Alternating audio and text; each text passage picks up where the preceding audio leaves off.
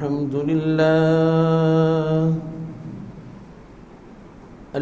لله نحمده ونستعينه ونستغفره ونؤمن به ونتوكل عليه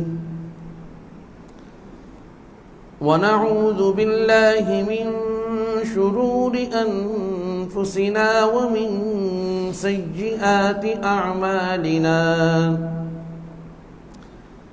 من يهده الله فلا مضل له ومن يضلل فلا هادي له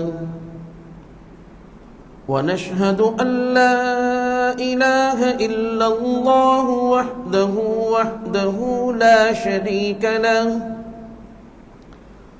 ونشهد أن سيدنا وحبيبنا وشفيعنا ومولانا محمدا عبده ورسوله صلى الله تعالى عليه وعلى آله وأصحابه وبارك وسلم تسليما كثيرا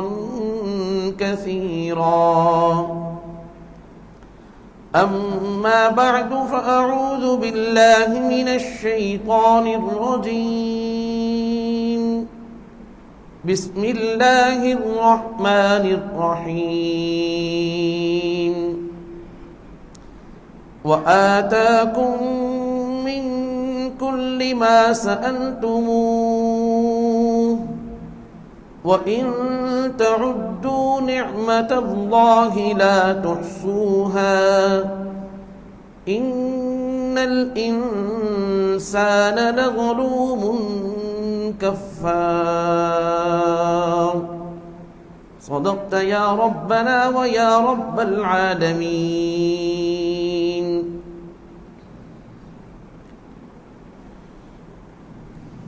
میرے انتہائی واجب الاحترام بزرگان محترم، برادران اسلام، السلام علیکم ورحمۃ اللہ تعالی وبرکاتہ.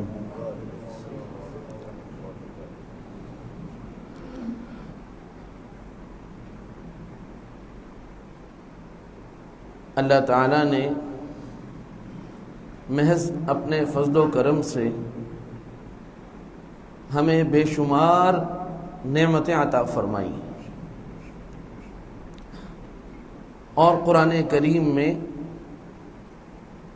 ان نعمتوں کا جگہ جگہ اللہ رب العزت نے تذکرہ فرمایا ہے. ایک آیت کریمہ میں نے آپ کے سامنے تلاوت کی ہے جس میں اللہ رب العزت نے یہ بات ارشاد فرمائی وَآتَاكُم مِّن كُلِّ مَا سَأَلْتُمُوهُ، کہ میں نے تمہیں وہ سب عطا فرما دیا جو تم نے مجھ سے مانگا. لیکن اس جملے سے پہلے اللہ رب العزت نے جن نعمتوں کا ذکر فرمایا ہے، حقیقت یہ ہے کہ ان سب نعمتوں میں سے ہم نے کچھ بھی نہیں مانگا. اللہ الذی خلق السماوات والارض وانزل من السماء ماء، مختلف نعمتیں، لمبی آیت ہے جس میں اللہ رب العزت نے آسمان کا، زمین کا، سورج کا، چاند کا، بحر و بر کا، پانی کا، مختلف چیزوں کا اللہ تعالیٰ نے ذکر فرمایا. اور وہ سب ذکر کرنے کے بعد یہ بات ارشاد فرمائی وَآتَاكُم مِّن كُلِّ مَا سَأَلْتُمُوهُ، کہ میں نے وہ تمہیں سب کچھ دے دیا جس کا تم نے مجھ سے سوال کیا، جو تم نے مجھ سے طلب کیا. اب بات یہ ہے،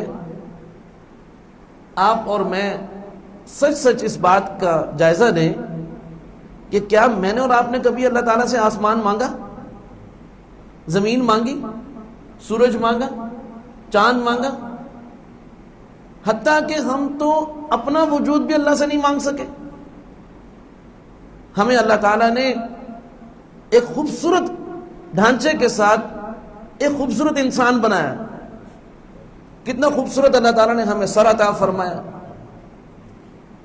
اس پر بال کتنے خوبصورت عطا فرمائے، اس کے اندر اللہ تعالیٰ نے جو دماغ اور جو ذہن عطا فرمایا، جو سوچنے سمجھنے غور و فکر کرنے فیصلہ کرنے اچھے برے کی تمیز کرنے کی صلاحیت اللہ پاک نے عطا فرمائی. ہم نے اس میں سے کیا مانگا ہے؟ کوئی چیز بھی ہم نے نہیں مانگی.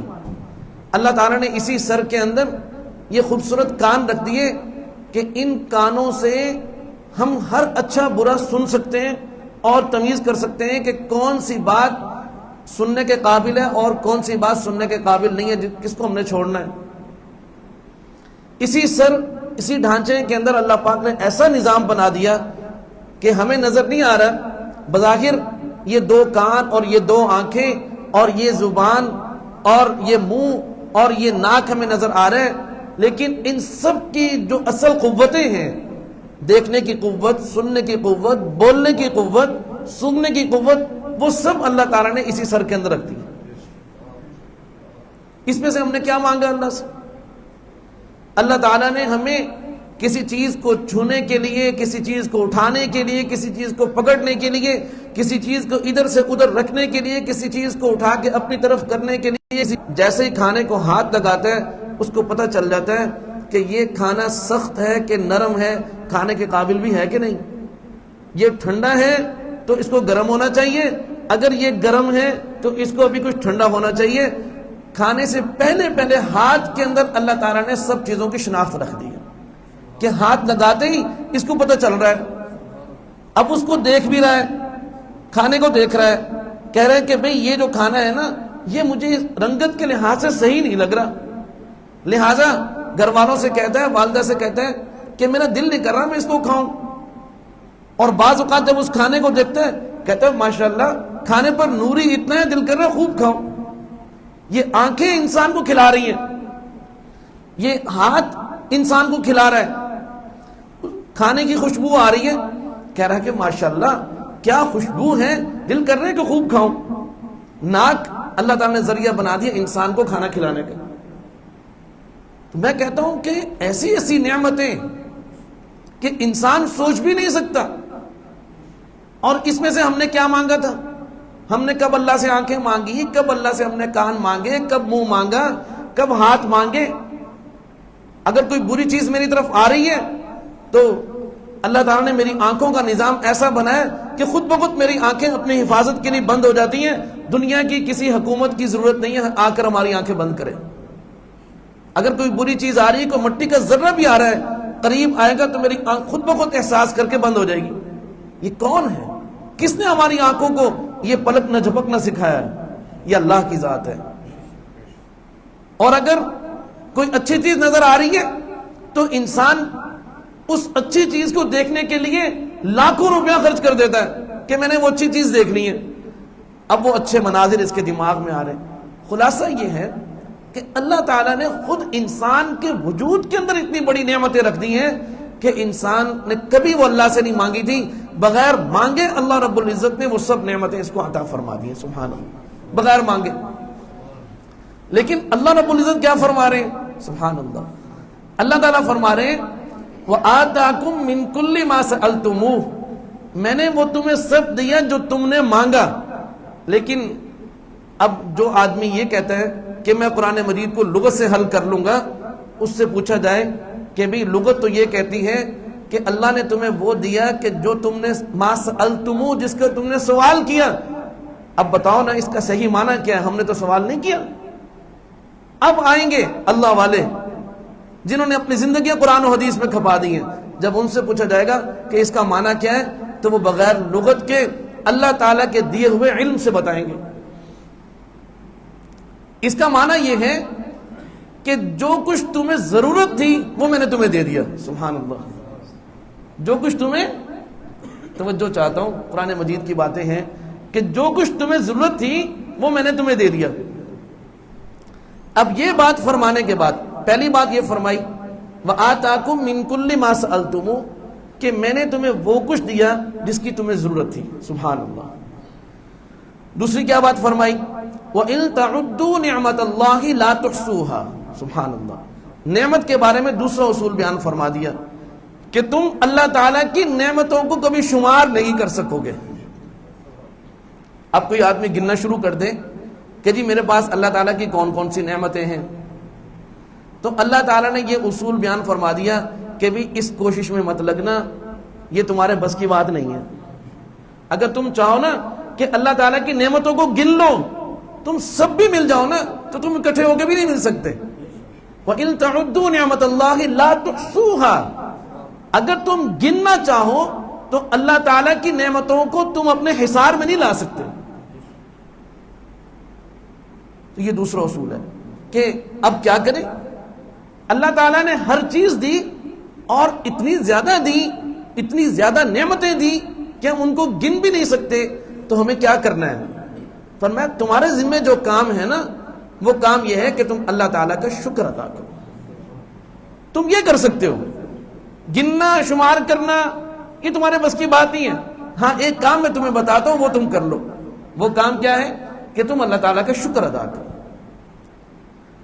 اور اسی صورت میں شروع کے اندر یہ بات بتا دی کہ لَإِن شَكَرْتُمْ لَأَزِيدَنَّكُمْ، کہ اگر تم شکر ادا کرو گے تو میں ان نعمتوں میں اضافہ کر دوں گا. سبحان اللہ، یہ بات ہم آپ پڑھتے رہتے ہیں، بار بار سنتے، خود بھی بولتے ہیں لَإِن شَكَرْتُمْ لَأَزِيدَنَّكُمْ، کہ اگر تم شکر ادا کرو گے تو میں ان نعمتوں کو بڑھا دوں گا، ان کو زیادہ کر دوں گا. اب شکر کیسے ادا کرنا چاہیے؟ ایک ہے شکر الفاظ سے ادا کیا جائے کہ انسان یہ کہے کہ الحمدللہ الحمدللہ، یا اللہ آپ کی مہربانی، اے اللہ آپ کا احسان، آپ میرے اصل منعم ہیں، آپ اصل انعام کرنے والے ہیں، آپ کی بڑی مہربانی کہ آپ نے یہ سب چیزیں مجھے عطا کی، میں آپ کا شکر گزار ہوں، سب تعریفیں آپ کے لیے ہیں. ایک ہے شکر کا یہ طریقہ. اور دوسرا شکر جس کو صحیح معنی میں شکر کی حقیقت کہا گیا ہے، وہ یہ ہے کہ ایک انسان، اس کے مزاج کے اندر یہ بات ہے کہ اگر وہ احسان کی قدر کرنے والا ہے تو وہ اپنے اوپر احسان کرنے والے کا خیال کرتا ہے اور اس کو یاد رکھتا ہے اور اس کی کہی ہوئی بات کی اطاعت کرتا ہے. یہ ہے اصل بات، یہ شکر کی حقیقت. اللہ تعالیٰ نے ہمیں نعمتیں عطا فرمائی ہیں، تو اب ان نعمتوں کا شکر یہ ہے کہ ہم اللہ تعالیٰ کو یاد رکھیں کہ ہمارا منعم وہ ہے، ہم پر انعام کرنے والا وہ ہے.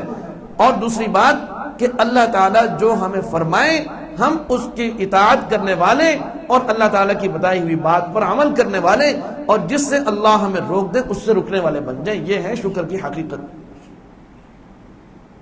بالکل ہم اس کو ایک مثال سے سمجھ لیتے ہیں کہ جیسے ایک والد، دنیا کا کوئی بھی والد ہے، والدین ہیں، ان کے اپنی اولادوں پر اس قدر احسانات ہوتے ہیں کہ وہ اولاد کبھی بھی مل کر اکٹھے ہو کر بھی کبھی نہ ان احسانات کو گن سکتی ہے اور نہ والدین کا شکریہ ادا کر سکتی ہے. لیکن اب شکر کی حقیقت کیا ہے کہ ایک بچہ اپنے والد سے کہے والد صاحب آپ کی بڑی مہربانی، آپ نے مجھے تعلیم دی، آپ نے مجھے تربیت دی، آپ نے میرے کھانے پینے کا خیال رکھا، فلاں فلاں ساری باتیں وہ کہیں. والد صاحب کہیں بیٹا ایک گلاس پانی تو پلاؤ. یہ کہا بھائی یہ کام مجھ سے نہیں ہوتا، پانی میں نہیں پلاتا. والد صاحب کہیں بیٹا آپ نے اس ٹائم سونا ہے اور اس ٹائم اٹھنا ہے. کہتے ہیں نہیں یہ میں اپنی مرضی سے جیوں گا. آپ نے فلاں دوست کے ساتھ جانا ہے اور فلاں کے ساتھ آپ نے نہیں جانا. آپ کہیں باہر جاؤ تو مجھ سے پوچھ کے جانا، اور جو وقت میں کہوں اس وقت میں گھر واپس آنا. اب وہ کہہ دیا ابا جی آپ نے تو میری زندگی عذاب بنا دی ہے، میں اپنی مرضی سے جی بھی نہیں سکتا. تو اب وہ کہہ یہ رہا ہے میں والد صاحب کے احسانات کا شکر گزار ہوں. لیکن بتائیں جو والد کی نافرمانی کر رہا ہے اس کو شکر گزار کہا جائے گا یا اس کو ناشکرا کہا جائے گا؟ اس کو ناشکرا کہا جائے گا. والد صاحب کہیں گے کہ بیٹا آپ مجھے یہ الفاظ مت کہو کہ میں آپ کا شکر گزار ہوں، آپ نے بڑے احسانات کیے. میں آپ سے جو کہہ رہا ہوں آپ وہ کرتے چلے جاؤ، آپ کی یہ بڑی مہربانی ہے. والدین کا شکریہ کون ادا کر سکتا ہے؟ سوال ہی پیدا نہیں ہوتا.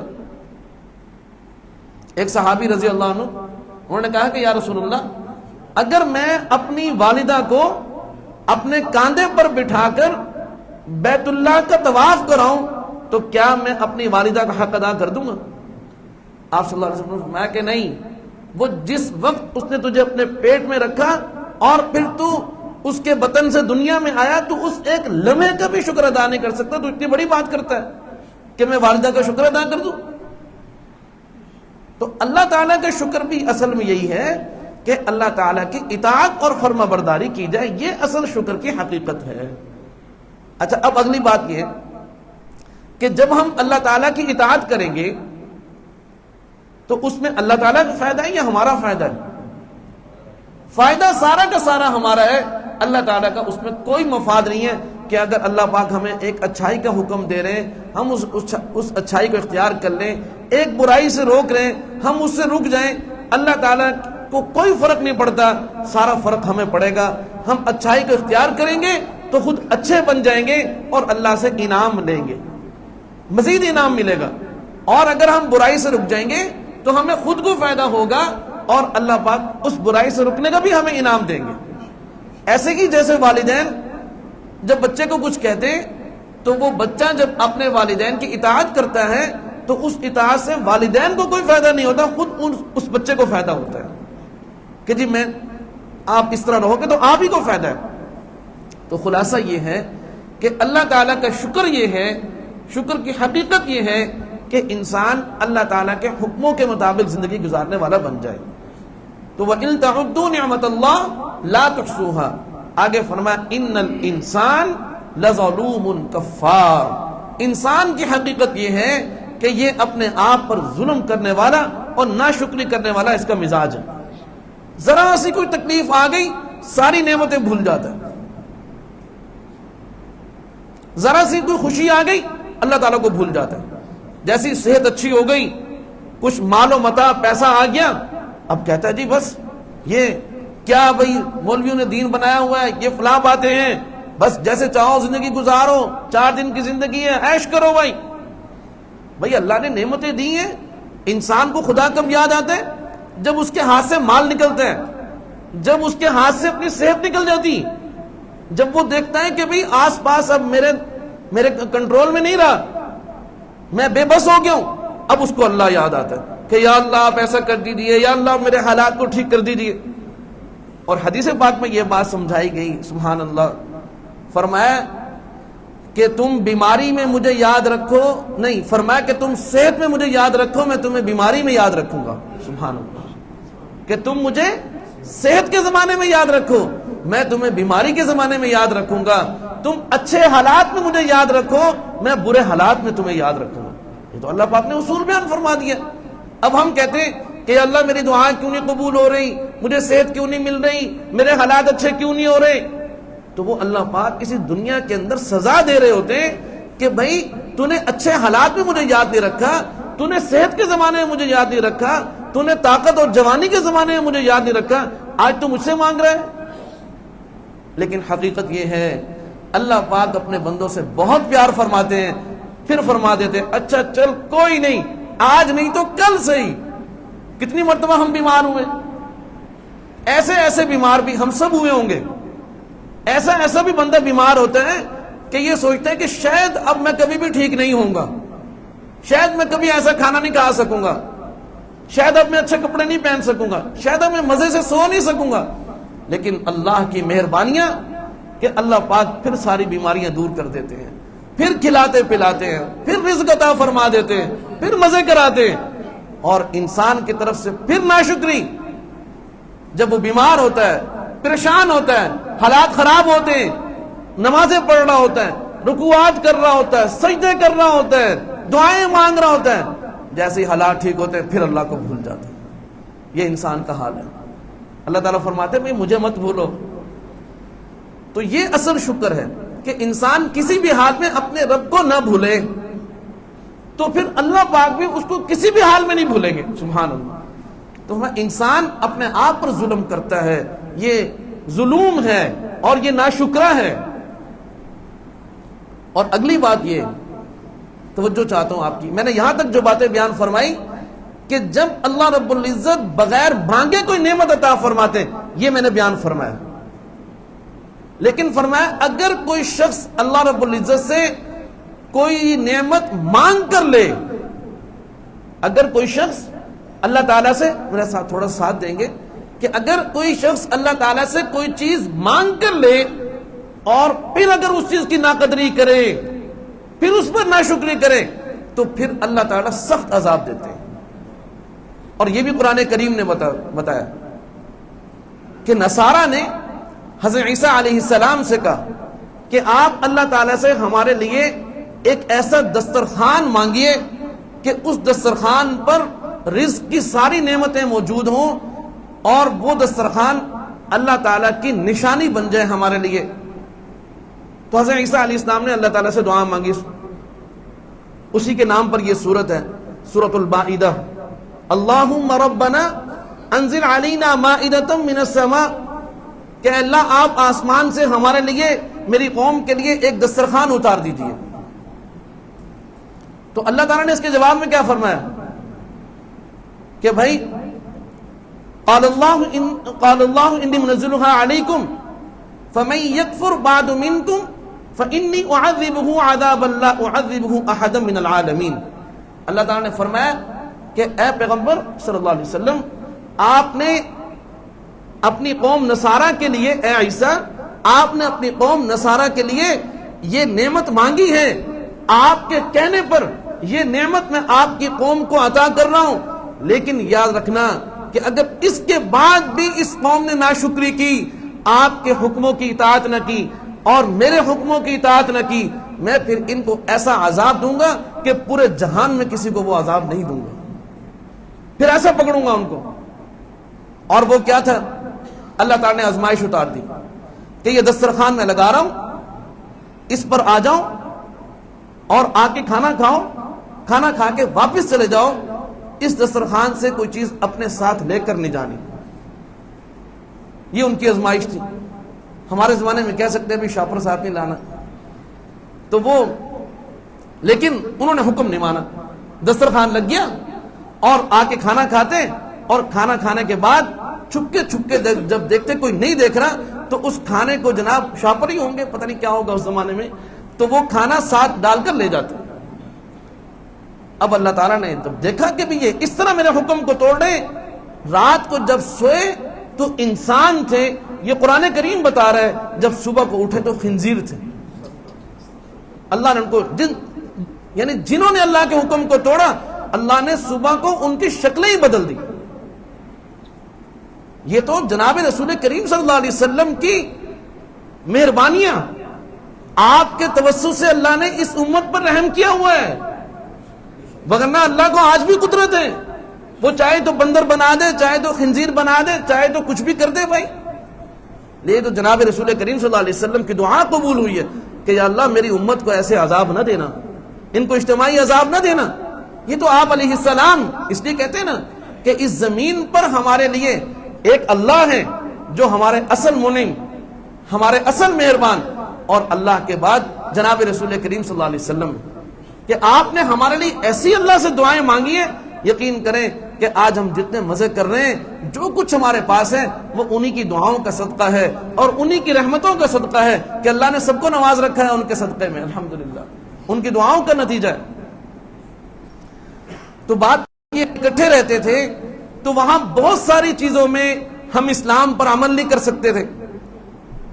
مثال کے طور پہ آج کا ہندوستان آپ دیکھ لیں کہ آج بھی ہماری عورتیں وہاں پر برقع نہیں پہن سکتی، اسکارف نہیں پہن سکتی. آج بھی وہاں پر آپ حلال جانور ذبح کرنا آپ کے لیے مشکل ہے. کل کی خبر آپ پڑھیں، ایک بزرگ نوجوان کو اس لیے مار دیا گیا کہ وہ اپنا شاہزور ڈالا، کوئی بھی گاڑی وہ لے کر آ رہا تھا تو اس میں خون لگا ہوا تھا، تو انہوں نے اس کو اس لیے مار دیا، اس کی گاڑی کو جلا دیا کہ گائے ذبح شدہ تم نے ادھر سے ادھر منتقل کی ہے، گائے کا گوشت تم نے ادھر ادھر منتقل کیا، لہٰذا گائے کہیں ذبح ہوئی ہے اور تم نے اس میں معاونت کی ہے. تو ہم دین پر عمل نہیں کر سکتے تھے. رسم و رواج، شادی میں، نکاح کے وقت میں، فوتگی کے وقت میں، طرح طرح کے رسم و رواج ہندوؤں کے ساتھ ہم مشترکہ جو ہے رہتے تھے، تو ہم اپنے دین پر عمل نہیں کر سکتے تھے. یہ نہیں کہ انگریزوں کے آنے کے بعد، اس لیے بڑی قربانی دینے کے بعد یہ وطن ہمیں ملا ہے، اور ہمارا عہد کیا تھا اللہ سے کہ اللہ آپ ہمیں وطن عطا فرما دیجئے، ہم دین پر عمل کریں گے، یہاں کا پارلیمنٹ کا نظام قرآن و سنت کے مطابق ہوگا، یہاں کا عدالتی نظام وہ قرآن و سنت کے مطابق ہوگا، یہاں کا نظام تعلیم وہ قرآن و سنت کے مطابق ہوگا، ہماری معاشرت، ہمارا رہن سہن، ہمارے رسم و رواج، وہ سب کی کوئی حیثیت نہیں ہوگی، جو اللہ اور اس کے رسول کہیں گے، جو قرآن و حدیث کہے گا بس ہم اسی پر عمل کریں گے۔ اب یہ سب کچھ اللہ پاک نے ہمیں دے دیا، 78 برس ہو گئے یہ ملک ہمیں ملا ہے، لیکن آپ خود بتائیں کہ کیا ہم نے اللہ تعالیٰ سے کیے ہوئے ان تمام جو عہد تھے ہم نے وہ پورے کیے؟ کیا یہاں پر پارلیمانی جو نظام ہے وہ قرآن و سنت کے مطابق چل رہا ہے؟ کیا یہاں کا سیاسی نظام وہ قرآن و سنت کے مطابق چل رہا ہے؟ کیا یہاں کا عدالتی نظام وہ قرآن و سنت کے مطابق چل رہا ہے؟ کیا یہاں پر وہ امن و امان ہے؟ نہیں ہے۔ اس ملک کو سود سے پاک پہلے دن سے ہی ہونا چاہیے تھا، لیکن آج 78 برس گزرنے کے باوجود ہم سودی نظام کے اندر جکڑے ہوئے۔ کیا اس ملک میں ایک منٹ کے لیے بھی بے حیائی زیب دیتی ہے جو اللہ کے نام پر بنایا گیا، جس کا مطلب لا الہ الا اللہ بیان کیا گیا؟ میرے دوستو، آج ہم کہتے ہیں موسم تبدیل ہو رہے ہیں، سیلاب آ گیا جی، ہم سیلاب سے لڑ لیں گے، ہم کنٹرول کر لیں گے، زلزلہ آ رہا ہم کنٹرول کر لیں گے جی۔ یاد رکھ لیں، یہ ملک ہم نے اللہ سے مانگ کر لیا تھا، اور جو نعمت مانگ کر لی جائے اور پھر اس کی قدر نہ کی جائے تو اللہ ایسا عذاب دیتے ہیں کہ پھر اس عذاب کو کوئی روک نہیں سکتا۔ آج بے موسمی بارشیں، کبھی ایسے حالات آئے تھے جو آج ہم اپنے اوپر کے ایریاز میں دیکھ رہے ہیں؟ یہ سب تعلیمات نہ ہوتی۔ آپ کی توجہ ہے؟ میں دوبارہ بات عرض کر رہا ہوں، یہ آخری 2-4 منٹ ہیں۔ ہم نے اسلام کے نام پر یہ ملک اللہ سے مانگا، اللہ تعالیٰ نے ہمیں دے دیا، ہمیں یہ وطن، خوبصورت وطن اللہ نے دیا، کوئی کمی نہیں ہے اس میں۔ آپ بتائیں کوئی کمی ہے اس ملک میں؟